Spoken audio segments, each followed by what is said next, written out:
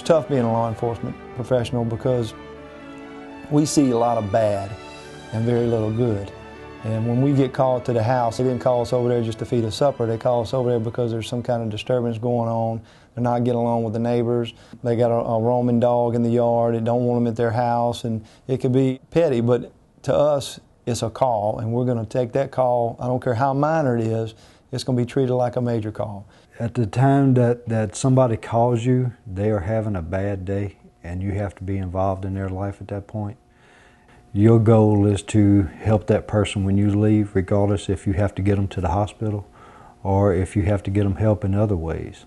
Sometimes you might have a person that is on narcotics, and you have to help them out, whether it be put them in front of a judge to get help or to bring them to the hospital. Being the helpful person, you encounter that on both halves. You feel good about helping a person, but at the same time you're saddened because you're involved in their life at a point that they are down. You have to learn to separate your life at home from work, work from home. You can't bring either one with you. When you leave home, you must leave your home problems at home because it does affect your output at work, your attitude. And I always tell people, you know, Fridays, you have a plan with your wife, guaranteed you're going to be held over. It's just something about this work. Sometimes we're held over, and that's the roughest thing is when you have plans and they're changed by work. You have to leave a house where you just got through dealing with a domestic disturbance between a husband and a wife. You leave there, you go to the next call, and it may be an ungovernable juvenile. Not getting along, not listen to the parent. You leave that call, and you may have to leave there, and you go to a next call where you actually have a bunch of rowdy people that are being aggressive. You got to put them in jail. Your emotions got to be up and down. We have to get very upfront with people, and the next time you got to be very easy with people. Helping people. I don't know if you could go any further than that.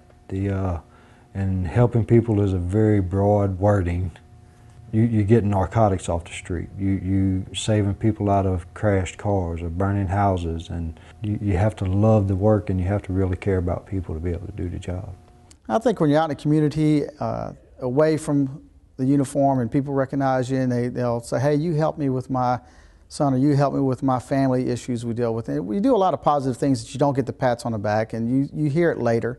It makes you feel good when you see that you do some help. People think of arresting. They always ask you in a car chase if you shot someone. That's not the things we look forward to doing. Most officers are looking for a positive result, doing something that impacts the family in a positive way, and we see change. It's really hard to sum up being a police officer, how you feel about being a police officer. I mean, I've wanted to be a police officer since I was a kid. I grew up in it. I've seen my dad go out on calls in the middle of the night having to leave his family behind, and now I have to do the same thing. My wife, my kids completely understand. They are proud of what I do. My entire family is proud of what I do. My entire family is proud of each other for what they do. So, I mean, it's a sacrifice that we enjoy to do.